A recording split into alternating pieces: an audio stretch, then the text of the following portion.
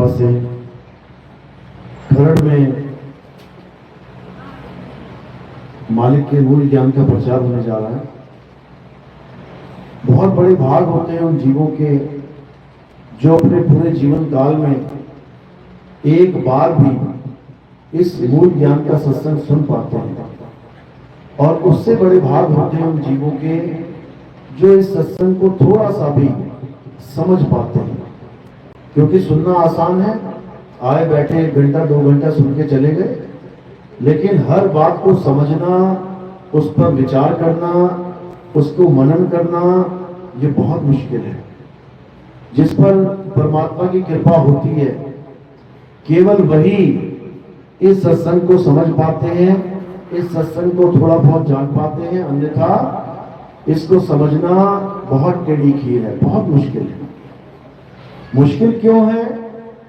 क्योंकि हमने आज तक जो कुछ भी सुना होता है, धर्म के नाम पे हमने जो कुछ भी जाना होता है, जो भी हमें कुछ बताया गया होता है, उससे ये ज्ञान बिल्कुल विपरीत होता है। इसलिए सुन के बड़ा अजीब लगता है कि ऐसा कैसे हो सकता है। आज तक जो हमें बताया गया, पूजा पाठ, हवन यज्ञ, तीर्थ मूर्त, सब जो भी हमारे वेदों में पुराणों में कब से चलता आ रहा है, उससे बिल्कुल अलग ज्ञान कैसे हो सकता है। क्योंकि आज धर्म के नाम पे जो भी हम कर रहे हैं उसको सत्य मान के बैठे हैं कि जो हम कर रहे हैं वही सत्य है, जो हम कर रहे हैं उसी से हमें परमात्मा मिलेगा, हमारी गति होगी, मुक्ति होगी। लेकिन ऐसा नहीं है। तो फिर क्या है, कैसा है, ये आज सत्संग के माध्यम से आपको बताएंगे। हमारे ग्रंथों में वो गुप्त ज्ञान क्या है, वो छुपा हुआ रहस्यमयी ज्ञान क्या है, आज इसको खोलेंगे।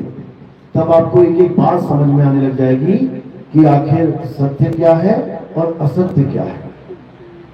तो आज का सत्संग शुरू करने से पहले परमात्मा के नाम पे जयकारा लगाएंगे। बोलिए परमपिता परमात्मा की, सदगुरु बंदी छोड़ कबीर साहिबों की, सभी संतों की, सभी भक्तों की, सत्संग कराने वालों की, इनके माता पिता की, इनके बाल गोपाल की, गांव नगर बस्ती की, आज के आनंद की, सकल हंस को बंदगी, साहेब बंदगी सतनाम। तो परमात्मा जिसके हम सब जीव हैं, वो हमेशा यही चाहता है कि हम सब इस जन्म मरण को छोड़ के, इस नाशवान संसार को, जगत को छोड़ के सदा सदा के लिए हम उसके पास, उसके घर पहुंच जाएं। वो हमेशा से यही चाहता है। लेकिन हम इतने ज्यादा आसक्त हो गए हैं दुनिया में कि हमें ये दुनिया छोड़ने में इतना ज्यादा मुश्किल का सामना करना पड़ता है कि हम सोच भी नहीं सकते। हम कहते तो हैं कि पूजा क्यों कर रहे हैं? स्वर्ग में जाने के लिए, ताकि नरकों में ना जाना पड़े। मुसलमान कह रहा है जन्नत में जाने के लिए मैं नमाज पढ़ रहा हूं, ताकि दोजख में ना चला जाऊं। ईसाई कह रहे हैं हेवन में जाना है, हेल में ना पहुंच जाए, इसलिए हम चर्च जा रहे हैं। यानी सब के सब अपने पूजा पाठ से किस चीज का इंतजाम करने में लगे हैं? अपने अगले जीवन का। यानी एक बार तो मरेंगे यहाँ पे, लेकिन उसके बाद कहां जाएंगे? कोई कहता है स्वर्ग जाएंगे, कोई कहता है हेवन जाएंगे, कोई कहता है जन्नत जाएंगे, कोई कह रहा है सचखंड जाएंगे। लेकिन जब जाने का समय आता है, जब मृत्यु का समय आता है, तो कौन कहता है कि अच्छा जी अब चलते हैं? सब क्या कहते हैं? मैं नहीं जाना चाहता, मम्मी मुझे बचा लो, पापा मुझे बचा लो, कोई अच्छे डॉक्टर को दिखा लो, कोई विदेश में अच्छा डॉक्टर हो उसको दिखा लो, इंडिया में इलाज नहीं हो रहा तो, लेकिन मैं नहीं जाना चाहता। कहने का मतलब, आज तक जितना भी पूजा पाठ किया, आज तक जितना भी गुरुद्वारे गए, चर्च गए, मस्जिदों में गए, वो सब फीका पड़ गया। मौत के सामने सब फीका पड़ गया। कोई भी मरना नहीं चाहता, चाहे सारी उम्र माथे टेकता रहे मंदिरों में जाके, जब अंत समय आएगा तो घबरा जाएगा। नहीं, कारण क्या है? आखिर कारण क्या है? क्यों नहीं जाना चाहते? एक ही कारण है, क्योंकि जो आज तक हमने किया उस भक्ति में इतनी ताकत ही नहीं थी जो तुम्हारे अंदर इतना सामर्थ्य पैदा कर दे कि तुम कहो हां मैंने जाना है। समझ लो, यानी कि जो भी भक्ति तुमने करी वो सत भक्ति नहीं थी। भक्ति तो थी लेकिन सत भक्ति नहीं थी। क्यों? क्योंकि सत भक्ति से ही इंसान के अंदर इतना जुनून पैदा हो जाता है, इतनी खुशी पैदा हो जाती है, अपनी मृत्यु की, अपनी मौत की खुशी होती है कि मैं अब सदा सदा के लिए इस संसार को छोड़ के जा रहा हूं, अब मुझे किसी मां के गर्भ में आने की जरूरत नहीं है। लेकिन इतना विश्वास कब पैदा होता है? जब तुम्हारे जीवन में सत भक्ति आती है। सत भक्ति समझ लो अच्छे से। तो अब सत भक्ति और असत भक्ति, इसमें फर्क क्या है? इतनी पूजा पाठ किया, हवन यज्ञ किए, नदियों में स्नान किया, फिर भी डर रहे हैं, इसका मतलब अभी सत भक्ति नहीं आई जीवन में। कबीर साहब समझा रहे हैं, जिस मरने से जग डरे मेरे मन आनंद, और मरने पर ही पाइए पूर्ण परमानंद। कहते हैं जिस मृत्यु से लोग डरते हैं असल में वही आनंद का खजाना है। इतना आनंद है मृत्यु में कि तुम सोच भी नहीं सकते, तुम्हारी सोच खत्म हो जाएगी, इतना आनंद है। लेकिन किसके लिए? जिसको मरने की कला आती है, जिसको पता है कि जब शरीर छोड़ना है तो क्या करना है। जैसे एक बहुत ही गहरा तालाब है, बहुत गहरा, अब गहराई इतनी है कि अच्छे से अच्छा बंदा डरे। 60 साल का बाबा भी पानी में जाए तो वो भी डरे। लेकिन उसी गहरे तालाब में एक 10 साल का बच्चा इतनी खुशी मना रहा है नहाने के बाद। मां कह रही है निकला बाहर, नहीं मम्मी अभी 1 घंटा और, अरे आजा, अरे नहीं अभी 1 घंटा और। वही गहराई, वही पानी बच्चे के लिए भी बराबर है और उस बूढ़े के लिए भी बराबर है। लेकिन बूढ़ा डर रहा है और बच्चा आनंदित हो रहा है, मजे कर रहा है। क्यों? कारण क्या है? जो गहराई बूढ़े को डरा रही है 60 साल के, वो बच्चे को खुशी दे रही है। कारण क्या है? कारण बस इतना है कि बच्चे को तैरना आता है और बूढ़े को तैरना नहीं आता। जिसे तैरना नहीं आता अगर वो गहरे पानी में जाएगा तो डरेगा, बचाओ बचाओ करेगा। और जिसको पानी में तैरना आता है उसके लिए गहराई कोई मायने रखती ही नहीं है, क्योंकि वो तो ऊपर ऊपर तैरेगा। उसको क्या लेना कि ये 10 फुट का है या 10,000 फुट का है, उसको तो ऊपर ऊपर तैरना है। तो इसी प्रकार मौत, मृत्यु सबकी आनी है, लेकिन मृत्यु डराती किसे है? मृत्यु तड़पाती किसे है? जिससे मरना नहीं आता। और मृत्यु आनंद किसे देती है? जिसने अपने गुरु से मरना सीख लिया है, उसको ये डरा नहीं सकती। तो कबीर साहब क्या कह रहे हैं? कह रहे हैं मरता मरता जग मुआ और मरना जाने ना कोई, ऐसी मरनी जो मरे और पहुरना मरना होए। कह रहे मरता मरता जग मुआ। सारी कह रहे हैं अरे एक दिन मर जाएंगे तो क्या हुआ, मरना तो है ही। और जब आती है ना तब समझ में आता है कि कितना आसान था कहना कि आएगी तो देखी जाएगी, और जब आ गई है अब हालत खराब हो गई है। यही साहिब समझा रहे हैं कि इससे पहले कि तुम्हारी मृत्यु तुम्हारे सिर पे आके नाचे, तुमने क्या करना है? तुमने मरने की कला सीख लेनी है, जिसे आर्ट ऑफ डेथ कहते हैं। अगर तुमने वो मरने की कला सीख ली तो मौत तुम्हारा कुछ नहीं बिगाड़ सकती। तुम कभी मर ही नहीं सकते, अमर हो जाओगे तुम। अमर तो अभी भी हो, लेकिन भूले बैठे हो, अपने आप को भूले बैठे हो कि तुम अमर हो। तुम्हें बचपन से ही पढ़ा दिया गया है कि बेटा तेरी डेट ऑफ बर्थ इतनी है और एक दिन तेरी मृत्यु हो जाएगी, वो दिन तेरी एक्सपायरी डेट हो जाएगी। ये महाझूठ है। इस संसार में अगर कोई झूठ है तो यही है कि तुम पैदा हुए और एक दिन तुम मर जाओगे। जबकि सत्य क्या है, ना तो तुम कभी पैदा हुए और ना ही तुम कभी मरोगे। किसी की ताकत नहीं है जो तुम्हें मार दे, क्योंकि तुम शरीर नहीं, एक आत्मा हो। तुम शरीर नहीं हो जो तुम सोचो कि मैं लड़का, मैं लड़की, मैं हाथी, मैं घोड़ा, मैं बिल्ली, मैं बकरी। जो शरीर तुम धारण कर लेते हो तुम्हें वैसा ही आभास होने लग जाता है कि मैं ये शरीर हूं।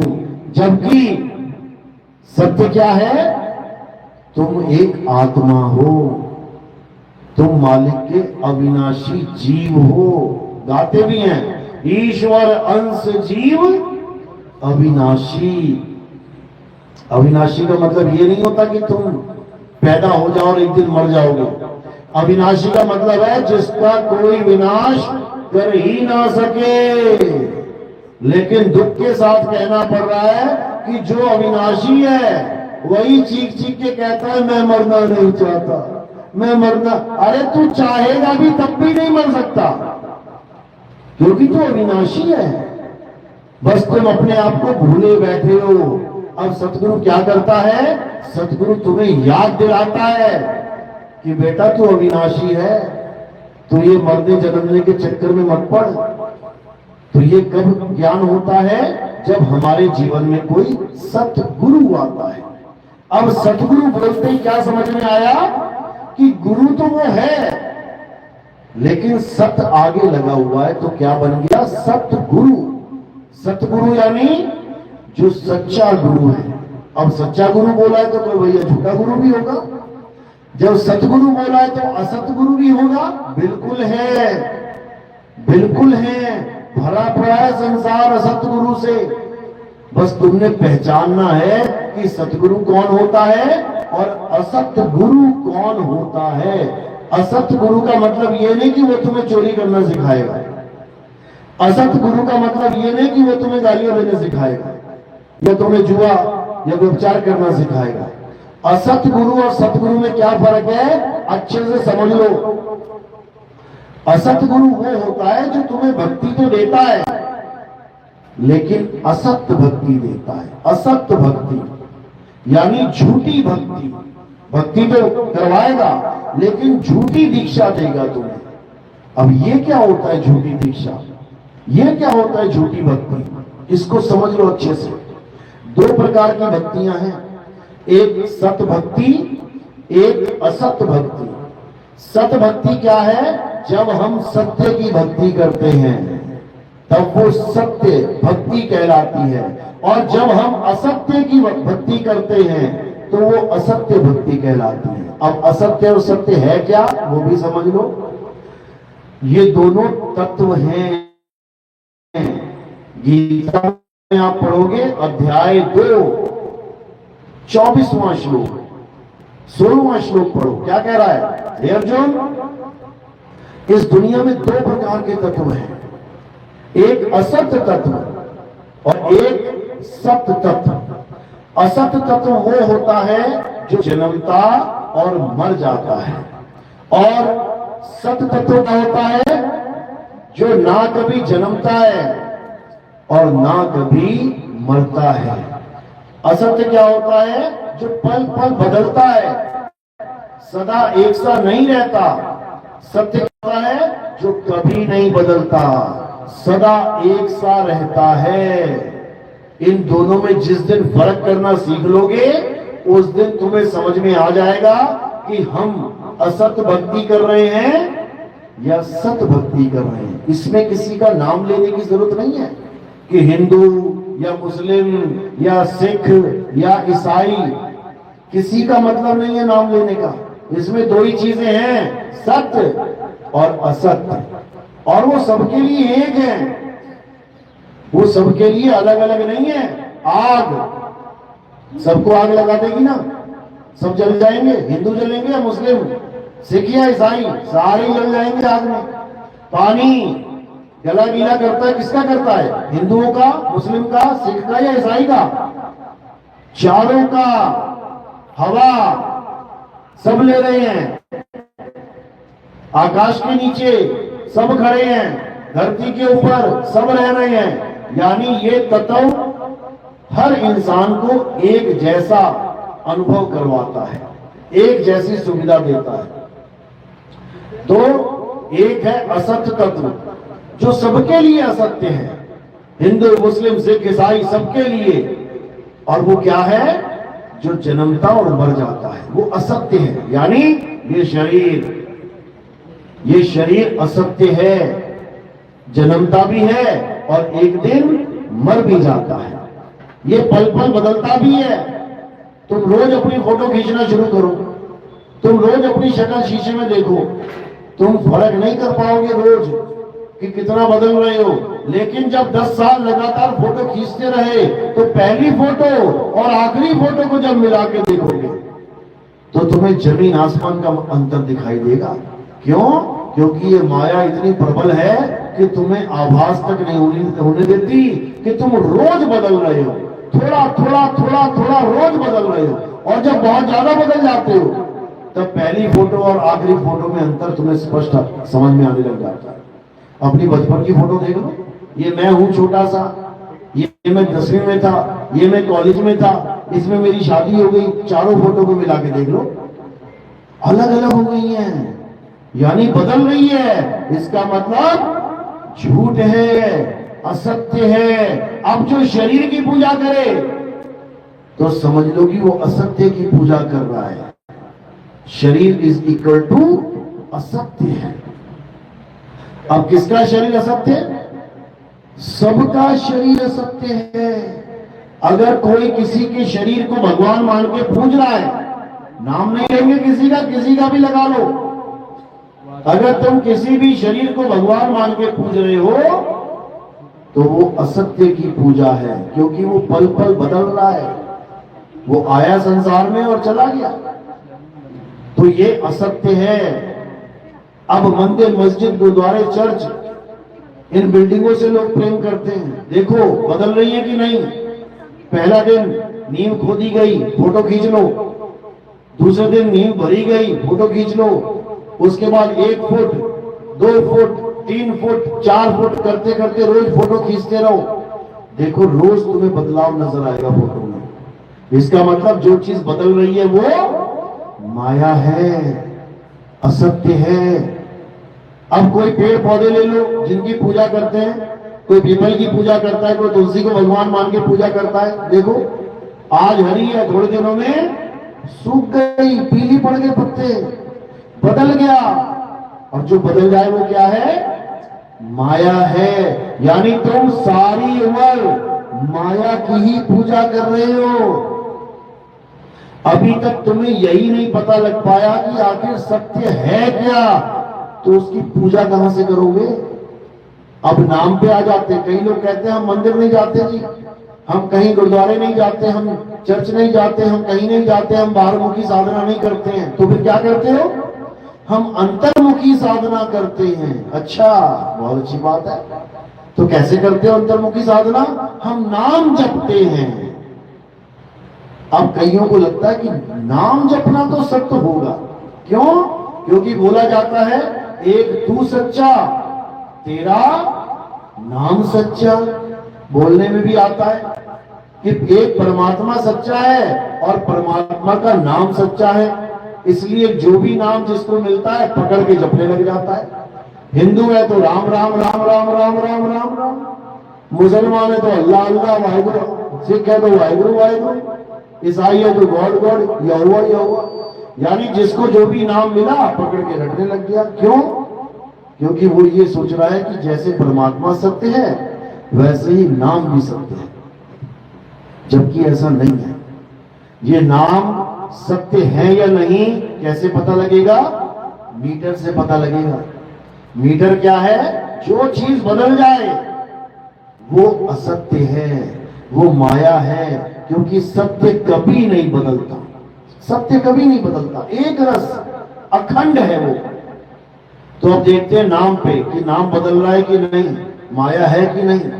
जैसे हम कबीरपंथी हैं, कबीर साहब के नाम पे ले लेते हैं कबीर।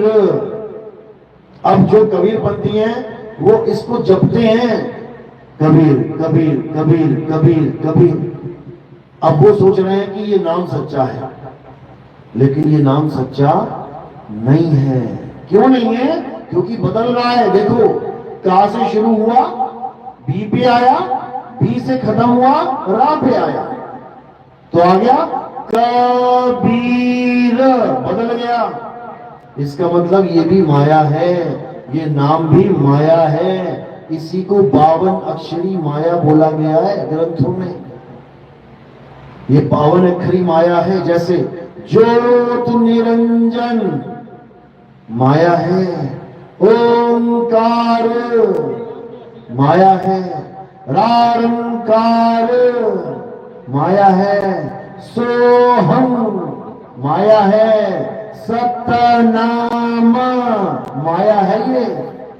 ये माया के नाम लेके बैठे हैं, क्योंकि जो बदले सो माया। अब माया बदलती है, लेकिन जो सत्य है वो कभी नहीं बदलता। कुछ लोग इन अक्षरों को भी माया कह देते हैं और कहते हैं कि जो असली नाम है वो शब्द है। बहुत अच्छी बात है अगर इतनी बात करते हैं तो। लेकिन देखो माया ने कैसा झगड़ लिया उनको भी। वो एक शब्द की नहीं, वो 5 शब्द की बात करते हैं कि परमात्मा का नाम क्या है। 5 शब्द हैं, 5 आवाजें हैं। कभी शंख की आवाज आ जाएगी, कभी वीणा की, कभी बांसुरी की, कभी मृदंग की, कभी किसी की। इसी को सत्य मान के बैठ गए। जबकि जो बदले सो माया। कानों को बंद करके, आंखों को बंद करके बगुला भक्ति में लगे हुए हैं। कबीर साहब कभी नहीं कहते कि आंख बंद करो, कान बंद करो, भक्ति करो। नहीं, साहब क्या कह रहे हैं? अरे आंख ना मूंदो, कान न रूंदो और तनिक कष्ट मत धारो, खुले नयन पहचानो हंस हंस सुंदर रूप निहारो। शब्द निरंतर से मन लागा। शब्द निरंतर, निरंतर मतलब जिसमें कोई अंतर ना हो, जो लगातार एक रस चलता है। शब्द निरंतर से मन लागा और मलिन वासना त्यागी, उठत बैठत कबहु न छूटे, ऐसी ताड़ी लागी। जो असली शब्द है वो ये 5 शब्द नहीं है कि पहले रूहानी मंडल में कोई और आवाज आ रही है, दूसरे में चढ़ेगी कोई और आवाज, तीसरे में चलेगी कोई। ये माया है, ये अनहद बाजा है। अरे अनहद बाजा जम का थाना, 5 तत्व करे घमसाना। ये 5 तत्वों की 5 आवाजें हैं, ये परमात्मा की आवाज नहीं है। अनहद बाजा विधि विधि बाजे, सार शब्द न्यारी धुन गाजे। अनहद बाजा अलग अलग तरीके से बजता है, लेकिन जो सार शब्द परमात्मा की आवाज है वो एक रस चलती है, अखंड। यानी वो खंडित नहीं होती, बदलती नहीं है कभी। तो कह रहे हैं अखंड साहिब का नाम और सब खंड है, खंड मेर सुमेर खंड ब्रह्मांड है। यानी परमात्मा का जो सच्चा नाम है उसके अलावा हर चीज खंडित हो जाएगी, नाशवान है, टूट जाएगी, लेकिन परमात्मा का नाम कभी खंडित नहीं होता। तो उसी नाम की महिमा सत्य कहलाती है। सत्य, नानक साहब कह रहे हैं ना, सतनाम वाह गुरु, मतलब कि परमात्मा का सच्चा नाम देने वाला मेरा गुरु, उसने मुझे ऐसी वस्तु दे दी कि मेरे मुंह से क्या निकल रहा है, वाह गुरु वाह गुरु वाह गुरु। जैसे आपको कोई बहुत अच्छी चीज मिल जाए तो आपके मुंह से ऑटोमेटिकली क्या निकलेगा, अरे वाह। कोई बढ़िया मीठी चीज खाने को मिल जाए, बहुत अच्छी स्वाद वाली चीज, तो क्या निकलेगा, वाह भाई वाह, क्या चीज बनाई है। इसी प्रकार बाबा नानक के मुंह से निकला वाह गुरु। क्यों निकला? क्योंकि उनको जो वस्तु प्राप्त हुई उसमें इतना आनंद भरा था कि उनके मुंह से वाह वाह निकलने लग गया। लेकिन लोगों ने क्या सोचा कि शायद ये मालिक का नाम जप रहे हैं, तो वो बिना उस वस्तु को प्राप्त किए वाह गुरु करने लग गए। कोई रसमलाई खाता है तो मुंह से निकलता है वाह, लेकिन सामने बैठा आदमी सोच रहा है कि वाह बोलने से मुंह मीठा हो गया, मैं भी बोल लेता हूं वाह वाह वाह। सारी उम्र वाह वाह करते रहो, मुंह मीठा होने वाला नहीं है। क्योंकि वो चीज जिसके कारण वाह मुंह से निकला अभी वो नहीं पता किसी को, बस जपने में लगे हैं, जप के परमात्मा को पाना चाहते हैं, जबकि ऐसा संभव नहीं है। तुम्हें प्यास लगी है, तुम्हें पानी के कितने सारे नाम पता है, जल, वाटर, नीर, तोय, पानी। तुम एक छोड़ो, पांचों नाम जप लो, तुम्हारा गला गीला हो जाएगा क्या? कभी नहीं होगा। जब तुम्हारी बुद्धि यहां पर विवेक जागृत कर रही है कि नाम जपने से गला गीला नहीं होगा, भोजन नाम जपने से खाना नहीं मिलेगा, धन पैसा जपने से पैसा नहीं मिलेगा, तो तुम्हारी बुद्धि वहां सो जाती है जहां पर ये लोग कहते हैं कि नाम जपने से भगवान मिल जाएगा।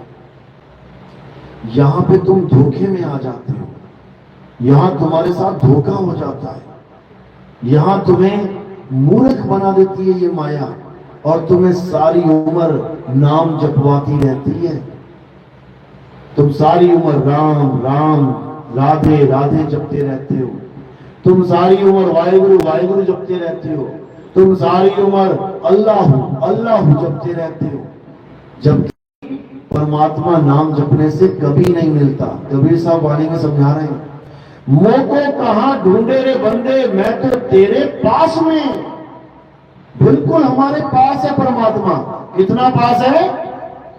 जिसको कहते हैं अंग संग, सुना भी होगा आपने। परमात्मा हमारे अंग संग है। अंग संग मतलब ये माला मेरे अंग संग है, यानी मेरे अंग के साथ लगी हुई है, ये कपड़े मेरे अंग संग हैं। इतना पास है परमात्मा, लेकिन हमें उसका आभास नहीं है, हमें उसका पता नहीं है, इसलिए हमें जैसा कोई कहता है वैसा करने लग जाते हैं। कोई नया बाबा आ गया टीवी में, यूट्यूब में, बोलेगा बेटा परमात्मा चाहते हो? हाँ गुरुजी, राधे राधे जपो। तुम सारी उम्र तुम्हें राधे राधे जपवा देगा। क्यों जपवा देगा? क्योंकि उसको पता ही नहीं है कि नाम जपने से परमात्मा नहीं मिलता, नहीं मिलता। मुंह को कहां ढूंढे रे बंदे, मैं तो तेरे पास में। ना मंदिर में, ना मस्जिद में, ना काबे कैलाश में, ना मैं जप में, ना मैं तप में, ना एकांत निवास में। क्या कह रहे कबीर साहब? कह रहे ना मैं जप में। भूल जाओ कि जपने से तुम्हें परमात्मा मिलेगा, कभी नहीं मिल सकता, लेकिन कुछ तो मिलेगा, बिल्कुल मिलेगा। क्या मिलेगा? तुम्हारा मन शांत होने लग जाएगा कुछ देर के लिए। नाम जपोगे, थोड़ी शांति मिलेगी, दुनियादारी से ध्यान हटेगा, उसके बाद फिर उसी में दौड़ जाएगा। थोड़ी देर की शांति को ये लोग परमात्मा की प्राप्ति मान बैठे हैं। समझ लो, नाम जपने से और क्या होगा? तुम शून्य अवस्था में चले जाओगे, यानी तुम इस बॉडी से ध्यान हटा के शून्य में चले जाओगे। शून्य मतलब जहां पे कुछ नहीं है, साइलेंस, वहां कुछ भी नहीं है, शून्य में चले गए तुम। उससे क्या हो गया? कुछ भी नहीं हुआ। पाना था परमात्मा को और चले गए शून्य में, कुछ भी नहीं हुआ। यानी कि आम का पेड़ और बबूल का पेड़ दोनों पेड़ कहलाते हैं।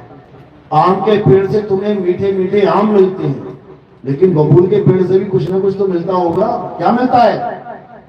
तुम्हें दातुन मिलती है करने के लिए और थोड़ी सी छांव मिल जाती है। तो जो लोग आम प्राप्त नहीं कर पाए वो बबूल की दातुन और बबूल की छाया से संतुष्ट हो गए कि हमें तो दातुन मिल गई, हमें तो छाया मिल गई, हमें और कुछ नहीं चाहिए। मेरे भाई, परमात्मा उस आम के वृक्ष के समान है जो तुम्हें मीठे मीठे फल देगा, और दातुन कड़वी है। दोनों में भेद है। सत भक्ति में तुम्हें आनंद आएगा और झूठी भक्ति में तुम्हारी हालत खराब होगी अंत में। तो इसी को समझना है। नाम जपना सबसे बड़ा बंधन है परमात्मा ना मिलने का, सबसे बड़ा कारण है परमात्मा को ना पाने का। जो लोग नाम जपते हैं वो कभी जीवन में परमात्मा नहीं पा सकते। तो फिर क्या करें? नाम जपना छोड़ दें? बिल्कुल छोड़ दो, बिल्कुल छोड़ दो।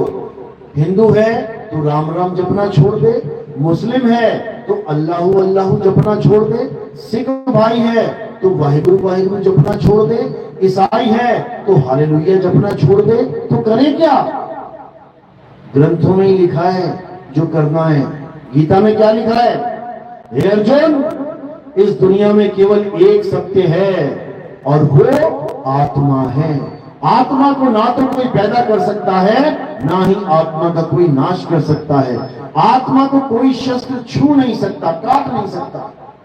आत्मा को अग्नि जला नहीं सकती, आत्मा को पानी भिगो नहीं सकता, आत्मा को वायु सुखा नहीं सकती। तो क्या है सत्य? आत्मा सत्य है। शरीर को काट भी सकते हैं, जला भी सकते हैं, बुझा भी सकते हैं, गला भी सकते हैं, सब कुछ कर सकते हैं। तो शरीर नाशवान है, असत्य है, आत्मा सत्य है। तो क्या लिखा है गीता में? अध्याय 3 17वां श्लोक क्या कह रहे हैं? हे अर्जुन, जो अपनी आत्मा में रमण करता है, जो अपनी आत्मा में तृप्त है, जो अपनी आत्मा में संतुष्ट है, उसके लिए कोई धार्मिक कर्म कर्तव्य लागू ही नहीं होता। यानी वो हिंदू है तो उसे कोई जरूरत नहीं मंदिर जाने की, वो मुसलमान है उसे कोई जरूरत ही नहीं मस्जिद जाने की, वो सिख है उसे कोई जरूरत नहीं गुरुद्वारे जाने की, वो ईसाई है उसे कोई जरूरत नहीं चर्च जाने की। कब? जब वो अपनी आत्मा में रमण करना सीख ले। अध्याय 3 17वां श्लोक यही समझा रहा है। लेकिन हमें आत्मा में रमण करना तो आता नहीं। वो वृंदावन में एक मंदिर बना दिया, रमण रेत थी, उसमें जाके गोल मटोल ऐसे घूम रहे हैं रेत में। अरे रेत में घूमना है तो 84 लाख योनियां पड़ी हुई हैं, चले जाओ उसमें। कुत्ता बिल्ली बकरा हाथी घोड़ा रेत में तो घूम रहे हैं सारे। रेत में सो जाते हैं, रेत से उठते हैं, फिर रेत में सो जाते हैं मिट्टी में। हम इंसान हैं। ये इंसान जन्म बड़ी मुश्किल से मिला है। ये रेत में लौटने के लिए नहीं मिला है, ये आत्मा में समाने के लिए मिला है। हे अर्जुन, जो अपनी आत्मा में दृढ़ हो जाते हैं, जो अपनी आत्मा में अचल हो जाते हैं, उनके जन्म मरण के बंधन टूट जाते हैं, उनको कोई जरूरत नहीं है। अब गुरु ग्रंथ साहब में क्या लिखा है? उसमें ये नहीं लिखा है कि तुम वाहिगुरु वाहिगुरु करो। उसमें क्या लिखा है? उसमें लिखा है आत्म देव पूजिए, गुरु के सहज सुभाए। यानी अगर तुम सच में गुरु की शरण में आ गए हो तो तुम्हें वो आत्मा की पूजा करना सिखाएगा, शरीरों की पूजा करना छुड़वाएगा। वो तुम्हें आत्मा का नाम बताएगा, वो तुम्हें 52 अक्षरी नाम यानी इंसानों के द्वारा बनाए गए हिंदी, पंजाबी, उर्दू, फारसी, अरबी के नाम छुड़वाएगा। छोड़ दो ये अपनी अपनी भाषाओं के नाम। इन नामों की वजह से ही तुम अलग अलग हो गए हो। परमात्मा एक, उसके सारे जीव, फिर भी अलग अलग होके बैठे हो। क्यों? कारण क्या है? ये अक्षर, मैं हिंदू हूं, मैं मुसलमान हूं, मैं सिख हूं, मैं ईसाई हूं, कैसे हो गए अलग अलग? अक्षरों की वजह से। अक्षरों की वजह से। किसने बनाए ये अक्षर? ये आदि मानव ने बनाए हैं। 5वीं 7वीं क्लास में आदि मानव वाला पाठ पढ़ा है ना। आदि मानव कौन होता है? आदि मानव जो जानवर की तरह रहता है जमीन पे, कपड़े नहीं है पहनने को, नंगा घूम रहा है, खाने को कोई फल फ्रूट नहीं है उगाने को, जो जंगल में मिल गया खाना पड़ रहा है, खेती बाड़ी का कोई ऑप्शन नहीं है, मकान दुकान नहीं है उसके पास, कोई भाषा नहीं बोलता, जानवरों की तरह आ ऊ कर रहा है, इशारे करता है जैसे कुत्ता रो रहा है, बिल्ली म्याऊं कर रही है, उसके पास कुछ भी नहीं है, खाली हाथ बेचारा पैदा हो गया है। धीरे धीरे धीरे समय बीता, उसने पत्थर से पत्थर टकरा के आग की खोज कर ली। किसने करी आग की खोज? आदि मानव ने। खोज तो कर ली, आग तो प्रकट कर दी, लेकिन अभी उसका नाम नहीं जानता, इसका नाम क्या है, क्योंकि उसका नामकरण किया ही नहीं है। क्यों नहीं किया? क्योंकि अक्षर ही नहीं है। बिना अक्षरों के जीवन बिताता है, जैसे गाय भैंस बकरी हाथी घोड़ा बिना नाम रखे एक दूसरे का, बिना नाम जाने सारा जीवन बिता के चले जाते हैं। ऐसे आदि मानव का जीवन था। धीरे धीरे इसकी बुद्धि विकसित हुई, फिर इसने क्या किया? इसने अक्षरों की खोज करी। आग की खोज कैसे करी? दो पत्थरों को टकराने से। अक्षरों की खोज कैसे करी? क्या जंगल में पड़े मिले थे अक्षर? कहां मिले थे अक्षर? मुंह में। ये जो मुंह है ना, इसमें से अक्षर निकलते हैं। तो आदि मानव ने क्या किया? जो जो आवाज उसके मुंह से निकली, उसने उसको लिपिबद्ध कर दिया, लिख लिया, उसको एक डिजाइन बना के दे दिया अक्षर रूप। सबसे पहली आवाज कौन सी निकली? हिंदुस्तानी आदि मानवों की आ। तो उसने क्या किया? आ बोल के आ लिख लिया। दूसरी आवाज निकली ई, उसने ई बना के लिख लिया। उसके बाद निकला ऊ, उसने ऊ बना दिया। ए, उसने ए बना दिया। उसके बाद का खा गा चा ता सारे अक्षर बना डाले। किसने? आदि मानव ने। और उसके बाद अपनी पूरी कम्युनिटी को, जितने भी लोग एक साथ रहते थे, उनको सिखा दिया कि ऐसे ऐसे ऐसे ये अक्षर हैं, ये इसका मतलब है। उसके बाद अंग्रेजी आदि मानवों ने क्या किया? जो अंग्रेज थे, इंग्लैंड में अमेरिका में रहते थे आदि मानव, उन्होंने क्या किया? उन्होंने भी अक्षरों की खोज करी। कौन से अक्षर खोजे उन्होंने? आ ई ऊ। कौन से खोजे? A B C. उनके मुंह से कौन सा अक्षर निकला? पहला ए, उसके बाद निकला बी, फिर निकला सी, फिर निकला डी। तो हमारे आदि मानवों ने कितने अक्षर खोजे? 52 अक्षर, 52। अंग्रेज आदि मानवों ने कितने खोजे? केवल 26। यानी हम उनसे दुगने विवेकी थे। हमारे बुजुर्ग उन अंग्रेजों से दुगना बुद्धि रखते थे। हमने 52 खोज लिए, वो बेचारे आज 27वां नहीं खोज पाए। ये दोनों में फर्क था। उसके बाद क्या हुआ? उसके बाद उन्हीं अक्षरों से उस आदि मानव ने जो भी चीज दिखाई दी, उसका नाम रखना शुरू कर दिया। हिंदुस्तानी आदि मानवों ने देखा पेड़, तो उसका नाम रख दिया पेड़।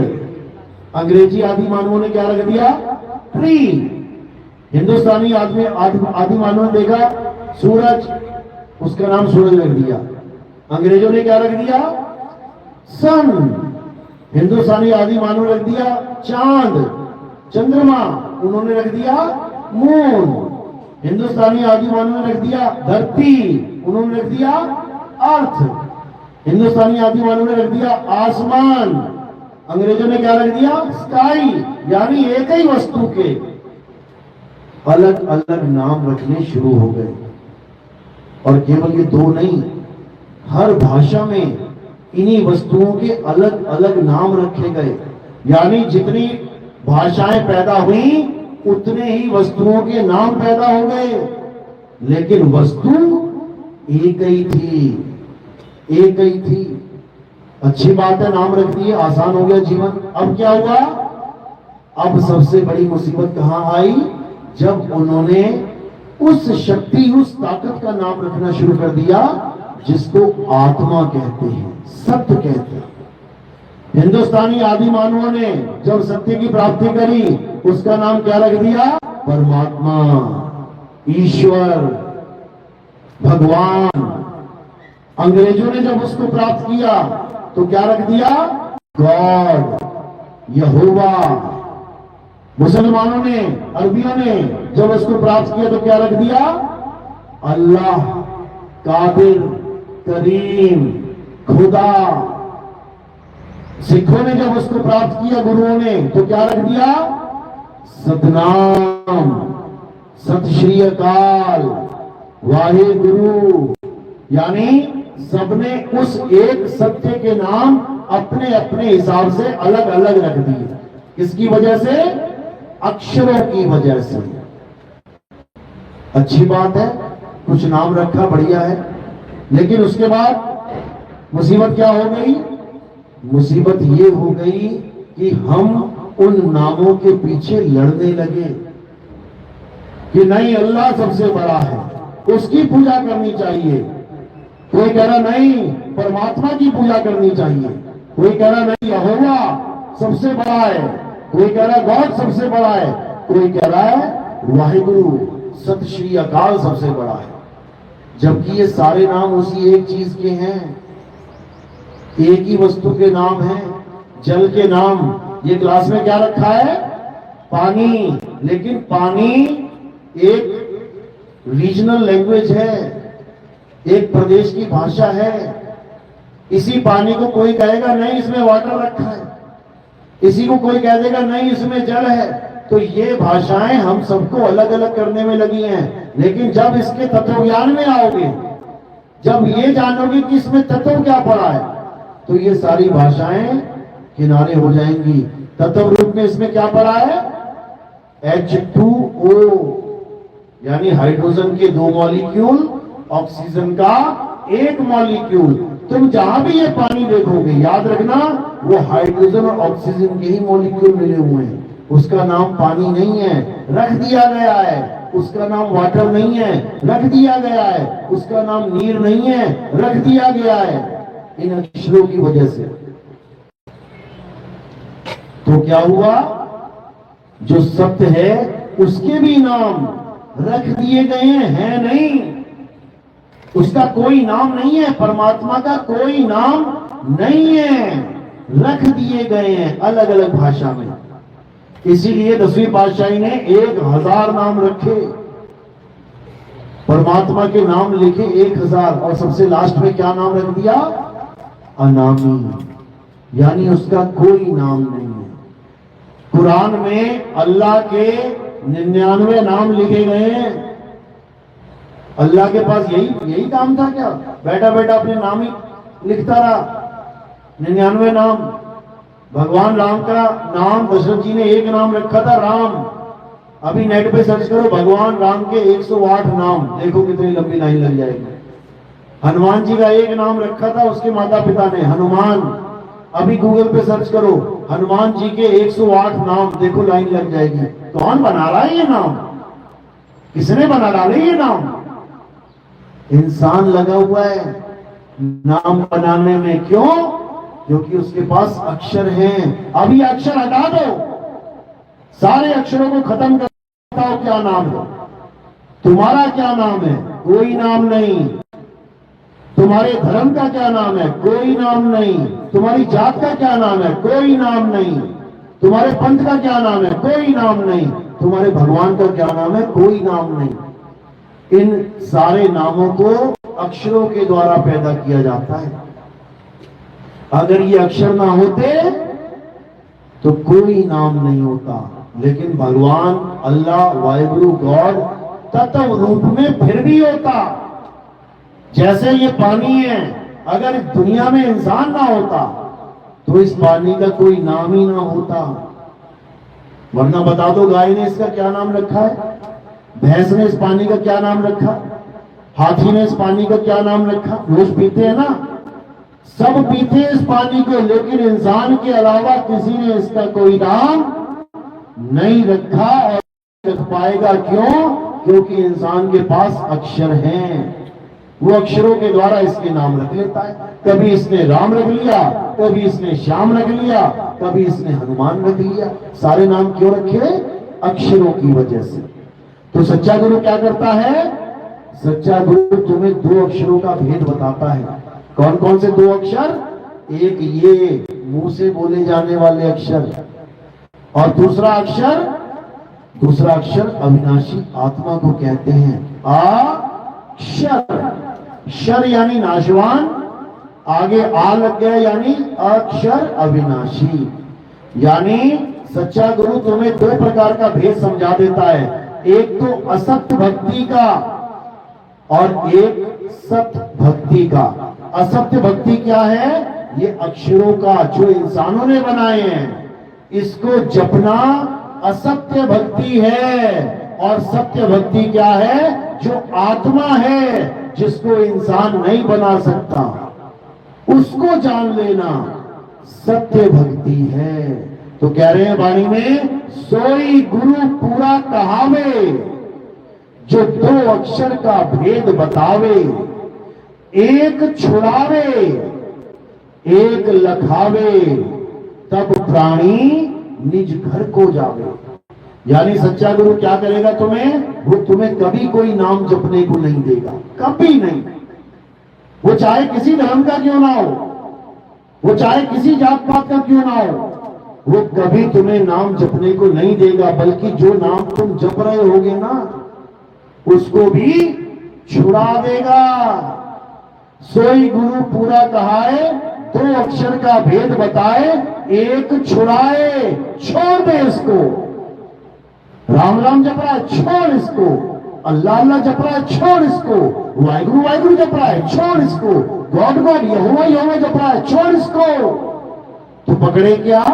हे अर्जुन, जो अपनी आत्मा में दृढ़ हो जाता है, जो अपने आत्मा को जान जाता है, जिस आत्मा की वजह से तुम्हारे मुंह से सारे नाम निकल रहे हैं, तुम्हारे मुंह से जय श्री राम, अल्लाहू अकबर, सत श्री अकाल, तुम्हारे मुंह से गॉड यहोवा यीशु, जितने भी नाम तुम्हारे मुंह से निकल रहे हैं, किसकी वजह से?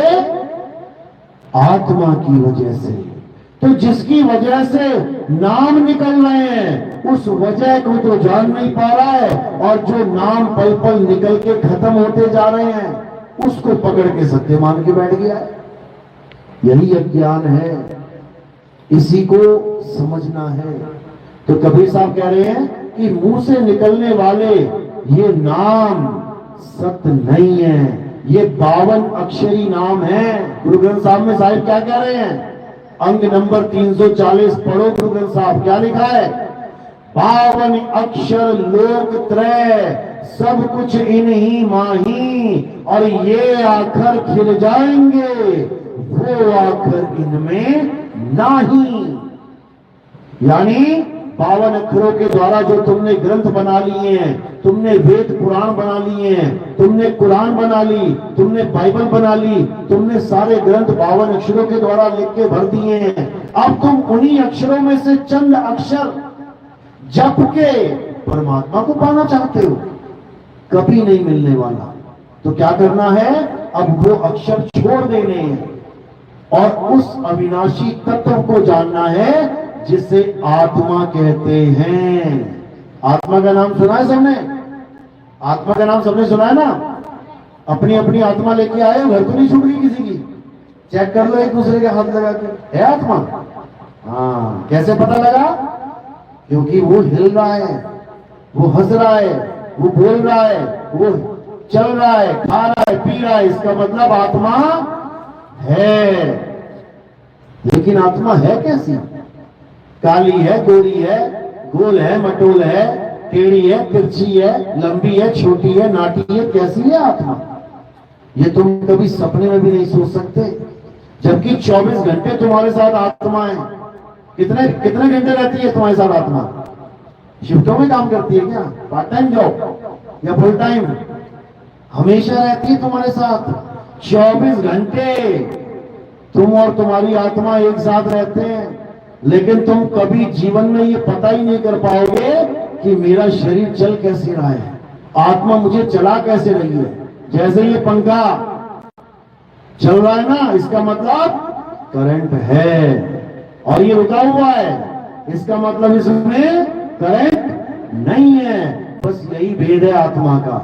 अगर तुम खा रहे हो, पी रहे हो, चल रहे हो, तुम्हारा दिल धड़क रहा है, सांसें चल रही हैं, इसका मतलब आत्मा तुमसे कनेक्टेड है। शरीर के साथ आत्मा कनेक्टेड है। और जैसे ही आत्मा ने शरीर को छोड़ दिया, अब मुंह से एक अक्षर नहीं निकलेगा, अब एक उंगली नहीं हिल पाएगी, अब कुछ नहीं हो पाएगा, लाश की तरह गिरा पड़ा है पूरा शरीर।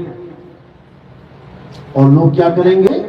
जो तुम्हें खूब प्यार करते हैं, मेरा बेटा, मेरी बेटी, मैं बेटे की जी नहीं सकती, मैं बिना बेटे की मर जाऊंगी, उस बेटे को उठा के रख देंगे चिता के ऊपर, आग के ऊपर।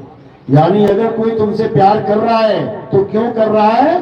क्योंकि आत्मा है। और कोई तुम्हें जला रहा है, क्यों जला रहा है? क्योंकि आत्मा अब तुम्हारे साथ नहीं है।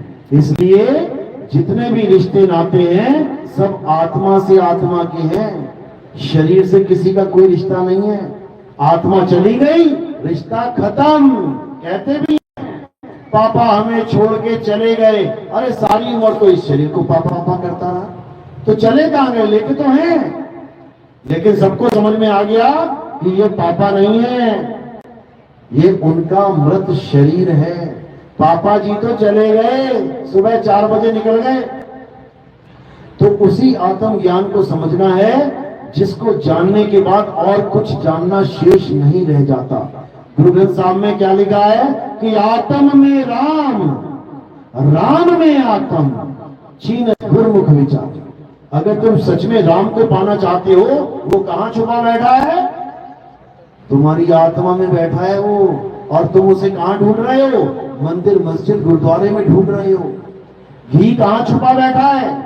रोटी के ऊपर घी लगाते हो ना, वो घी कहां कहां छुपा होता है? वो पेड़ पे लगता है क्या, या जमीन खोद के मिलता है? कहां छुपा है वो? दूध में छुपा है, दूध में घी छुपा है। अब दूध तुम्हारे पास भरपूर है, लेकिन तुम घी ढूंढने मार्केट में जा रहे हो, घी ढूंढने जंगल में जा रहे हो, घी ढूंढने रेगिस्तान में जा रहे हो, तो तुम्हारा कल्याण नहीं होगा। वो घी तुम्हें कभी नहीं मिलेगा। वो घी तुम्हें कब मिलेगा? जब तुम ऐसा गुरु धारण कर लो जो दूध से घी निकालना जानता है, वो तुम्हें सिखा देगा। फिर तुम्हें कहीं जाने की जरूरत नहीं है, घर बैठे ही दूध में से घी निकलेगा और जरूर निकलेगा। यही सत्य है। तो अब क्या करना है? ठीक है, आप मंदिर, मस्जिद, गुरुद्वारे, चर्च गए हो, बहुत अच्छी बात है। क्यों? क्योंकि कुछ नहीं से कुछ बना। अच्छी बात है कि परमात्मा परमात्मा, राम राम, अल्लाह अल्लाह करते रहे, अच्छी बात है। लेकिन हमारा जीवन इसलिए नहीं मिला हमें कि हम राम राम, अल्लाह अल्लाह, वाहिगुरु वाहिगुरु करके बिता के चले जाएं। अगर नाम जपने से मुक्ति मिलती है तो सबसे अच्छा नाम तो तोता जपता है। दिन भर बैठा रहेगा, नाम जपता रहेगा, कुछ भी सिखा दो, फिर तो उसकी मुक्ति हो जानी चाहिए, नहीं होगी। क्योंकि नाम जपने से मुक्ति होती ही नहीं है। मुक्ति किससे होती है? सत्य को जानने से। तो सत्य क्या है? आत्मा ही सत्य है। इस आत्मा के यानी सत्य के कई नाम रखे इंसान ने। देखो हिंदू गाते हैं ना, ईश्वर सत्य है। अब पहली लाइन में बोल दिया ईश्वर सत्य है, यानी जो तत्व है वो है सत्य, और जो उसका नाम रख दिया है वो है ईश्वर। यानी H2O का नाम रख दिया है पानी। तत्व कौन सा है? H2O, और नाम रख दिया है पानी। तो नाम को थोड़ी देर के लिए किनारे कर देते हैं और तत्व पे बात करते हैं। तत्व है H2O। यानी तुम H2O लिख दो तो पूरी दुनिया में समझ लिया जाएगा कि ये बात किसकी चल रही है। भले तुम उसको पानी ना बोलो, वाटर ना बोलो, उसको कुछ मत बोलो, तुमने H2O लिख दिया और जानकार बंदा है, समझता है कि H2O क्या है, उसको इससे मतलब ही नहीं कि तुम उसको अपनी प्रदेश की भाषा में क्या बोलते हो। इसी प्रकार अगर तुमने सत्य को जान लिया, सत्य क्या है, फिर तुम्हें इससे कोई फर्क नहीं पड़ेगा कि हिंदू उसका क्या नाम रख के बैठा है, मुसलमान उसको क्या कहता है, सिख उसको क्या बोल रहा है, और ईसाई ने उसका क्या नाम रख दिया है, क्योंकि सत्य सबके लिए एक है। तो सत्य क्या है? आत्मा ही सत्य है। अब इस आत्मा के नाम यानी सत्य के नाम कितने रखे हैं? हिंदू ने रखा ईश्वर सत्य है, अब सत्य हटा दो और आत्मा फिट कर दो वहां। यानी ईश्वर आत्मा है, यानी ईश्वर शरीर नहीं है। तो ईश्वर सत्य है, यानी ईश्वर आत्मा है, सत्य ही शिव है, यानी आत्मा शिव है। शिव मतलब देखो कैसे लिखा है शिव, श ई की मात्रा और वाह। अब जो ई की मात्रा है ई, उसका मतलब है ईश्वर, और वो कहां विद्यमान है? अगर ई हटा दो तो क्या बचा? शिव में से ई हटा दिया, क्या बचा? शव। शव यानी ये काया, ये शरीर शव है। इसमें जब तक ईश्वर बैठा है तब तक ये खा रही है, पी रही है, हंस रही है, बोल रही है, डोल रही है, रिश्ते बना रही है। और जैसे ईश्वर निकल गया इस शव में से, अब लाश पड़ी हुई है, शव पड़ा है, उठा के लेके चला दो। तो ईश्वर सत्य है, सत्य ही शिव है, शिव ही सुंदर है, यानी वो आत्मा की वजह से ही सब कुछ सुंदर दिख रहा है। समझ लो, तुम्हारे खिलखिलाते चेहरे आत्मा की वजह से हैं, और जैसे ही आत्मा निकल गई अब ये चेहरा देखने का मन नहीं करेगा किसी को। आंखें ऊपर चढ़ जाएंगी, मुंह खुल जाएगा, जीभ बाहर आ जाएगी, बड़ा सुंदर लगेगा क्या? बिल्कुल नहीं। यानी अगर तुम्हारा चेहरा सुंदर दिख रहा है केवल आत्मा की वजह से। ये पंखा चल रहा है ना करंट की वजह से, चलते हुए पंखे के लिए लड़ाई हो जाती है, मेरी तरफ कर भाई, मेरी तरफ कर, मेरी तरफ कर, मेरी तरफ कर, हवा कम आ रही है मुझे, इधर कर। और जब पंखा नहीं चल रहा हो ना, कौन लड़ेगा मेरी तरफ कर? इसका भाव नहीं है, इसके भाव बहुत ऊंचे हैं। यानी जहां आत्मा जुड़ी हुई है वो सुंदर है, और जहां आत्मा नहीं जुड़ी हुई है वो मुर्दा है। फूको इसको। तो हिंदुओं ने उस सत्य का नाम रखा ईश्वर, मुसलमानों ने क्या रख दिया? अल्लाह। अल्लाह अल हक, यानी सत्य ही अल्लाह है। ईसाइयों ने क्या नाम रख दिया? God is truth. ट्रुथ है सत्य, यानी आत्मा। इसीलिए ईसाई कहते हैं होली स्पिरिट, पवित्र आत्मा आ जाओ, पवित्र आत्मा आ जाओ, पवित्र आत्मा मुझे चंगा कर दो। हिंदू से ईसाई बन रहे हैं लोग पवित्र आत्मा करते हुए। क्यों? क्योंकि उन्हें गीता का पाठ ही नहीं पता है। अरे गीता आत्मा को ही तो बता रही है। हिंदू रह के आत्मा कभी किया नहीं, ईसाई होके अब 24 घंटे पवित्र आत्मा कर रहे हैं। इससे अच्छा हिंदू होके जान लेते गीता में क्या लिखा है। ये झगड़े तो ना होते। हिंदू से बार बार ईसाई बन रहे हैं, सबको टेंशन हो रही है, अरे यहाँ तो ईसाई बहुत ज्यादा हो जाएंगे, इनकी सरकार हो जाएगी, ऐसा हो जाएगा, वैसा हो जाएगा। तो अपने ग्रंथों को पढ़ा दो ना हिंदुओं को। क्यों नहीं पढ़ा रहे? क्यों उनके सिर पत्थर में फुलवा रहे हो? क्यों नहीं बताते आत्मा के बारे में? एक अविनाशी जीव आत्मा को तुम पत्थर पुजवा रहे हो, सारी उम्र पत्थर की पूजा करवा रहे हो, तो गलत काम तो तुम कर रहे हो। जबकि हमारे ग्रंथों में आत्मा का जिक्र है। गीता भली पड़ी है ज्ञान से, लेकिन किसी के पास समय ही नहीं है। पत्थर पूजना आसान है, गए टीका लगाया, भोग लगाया, जल चढ़ाया, घर वापस आ गए। गीता पढ़ने में मगजमारी करनी पड़ेगी, समझना पड़ेगा एक एक लाइन को। अरे इतना टाइम किसके पास है? इतने में तो मेरी मीटिंग का टाइम निकल जाएगा। पैसा कमाने में लगे अच्छी बात है, लेकिन जिस असली काम के लिए, असली मुद्दे के लिए ये इंसान जन्म धारण करके आए हो ना, उसे मत भूल जाना। कोई लड़का कनाडा चला गया पढ़ाई करने के लिए, अच्छी बात है, जमीन रख दी, गिरवी रख दी, अच्छी बात है, लेकिन बाहर जाके पब डिस्को पार्टीज में ऐसा उलझ गया, भूल ही गया कि यहाँ करने क्या आया था। पढ़ाई वढ़ाई गई साइड में और पूरे ऐश कर रहा है। उसके बाद जब उसका समय खत्म हो जाएगा और घर वापसी हो रही होगी और पिताजी कह रहे होंगे बेटा कर्जा बहुत हो गया है, डिग्री लेके आ। अब वो कहेगा पिताजी पढ़ाई तो मैंने की नहीं, मैं तो मौज मस्तियां करके आ गया। तो पिताजी बड़ा खुश होगा क्या? लठ उठा के मारेगा। इसीलिए हम लोग डरते हैं मदद से। क्यों? अब पिताजी पूछेंगे बेटा करने क्या आया था, वो तो किया नहीं और पता नहीं क्या क्या करके जा रहा है। तो इसलिए कबीर साहब ने कहा अरे जल में मीन प्यासी, मोहे देखत आवे हासी, आत्म ज्ञान बिना नर भटके, कभी काबा कभी काशी। आत्म ज्ञान के बिना हम सब भटक रहे हैं। कहां भटक रहे हैं? हिंदू मंदिरों में भटक रहा है, मुसलमान मस्जिदों में भटक रहा है, ईसाई चर्च में भटक रहा है, और हमारे जितने भी धार्मिक स्थल है बड़े लोग भटक रहे हैं। किसके कारण? आत्म ज्ञान ना हो। अगर आत्म ज्ञान हो जाए तो क्या हो जाएगा? गुरु ग्रंथ साहब क्या कहता है? हृदय नाम ध्याओ, घर बैठे प्रभु पाओ। अब ये जो नाम ध्याओ है, नाम का मतलब क्या होता है? आत्मा। आत्मा का ही एक पर्यायवाची नाम है नाम। लेकिन लोगों ने नाम को क्या समझ लिया? अक्षर। इसलिए आत्मा के आगे सत्य लगाना पड़ रहा है, उस नाम के आगे सत्य लगाना पड़ रहा है। सतनाम यानी सच्चा नाम यानी आत्मा, और झूठा नाम यानी अक्षर। अब अक्षरों को किनारे करना है और अपनी आत्मा को जानना है। जब आत्मा को जान लोगे तब तुम्हारा परमात्मा तुम्हारे अंदर विराजमान ही दिखाई देगा तुम्हें। कैसे? ज्यों तिलमाही तेल है और ज्यों चकमक में आग, तेरा साईं तुझ में है, जाग सके तो जाग। तो अपने साईं को अपने अंदर ढूंढना है। वो साईं कहीं बाहर नहीं है, वो तुम्हारी आत्मा में विराजमान है।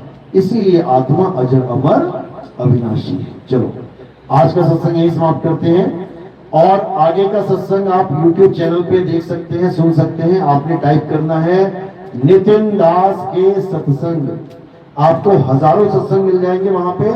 सुनते जाओ, समझते जाओ, और अपनी आत्मा का कल्याण करो, इस जीव आत्मा का कल्याण करो, आत्म ज्ञान को प्राप्त करो, और जन्म मरण के बंधनों से सदा सदा के लिए मुक्त हो जाओ। तो इसी के साथ मैं वाणी पे विराम देता हूं।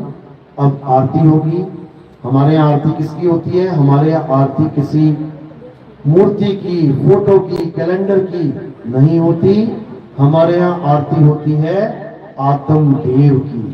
हमारे यहाँ आरती होती है आत्मा की। तो आत्मा की आरती कैसे करेंगे? थोड़े से फूल लेंगे, ये फूल मेरे सिर के ऊपर रखेंगे। यहां पर सिर के ऊपर क्यों रखे? क्योंकि हमारा जो शरीर है वो कहां से कहां तक है? वो पैर के अंगूठे से लेके कहां तक जा रहा है? सिर की चोटी तक जा रहा है। यानी पैर के अंगूठे से लेके सिर की चोटी तक ये सारा शरीर है, नाशवान शरीर है। तो हमने फूल कहां रखे? नाशवान शरीर से परे। यानी ये किसको समर्पित हो जाते हैं? ये आत्मा को, आत्मदेव को समर्पित हो जाते हैं। तो हमारे यहाँ आत्मा की पूजा होती है, आत्मा की आरती होती है, जड़ वस्तुओं की नहीं। तो अब आरती होगी। आरती के बाद प्रसाद ग्रहण करके ही जाना है आपने, और जो कोई नाम दीक्षा लेने आया है तो वो अंदर मिल सकता है। तो अब आरती होगी, सबने खड़े हो जाना है और धीरे धीरे करके एक एक करके आना है। क्या करना है? फूल उठा के मेरे सिर पे रखना है और केवल नमस्कार करके आगे बढ़ जाना है। जो प्रचार प्रसार में योगदान करना चाहेगा, कोई सेवा देना चाहेगा, तो उसका स्थान कहाँ है? केवल चरणों में। संतों के पैरों में माया का स्थान है। कोई भी सेवा देनी है तो पैरों में देनी है, और फूल रखना है तो सिर के ऊपर रखना है, और नमस्कार करके आगे बढ़ जाना है। भीड़ में नहीं आना है, धीरे धीरे करके आराम से। बोलिए परम पिता परमात्मा की सदा जय हो। साई बंदगी सपना जय।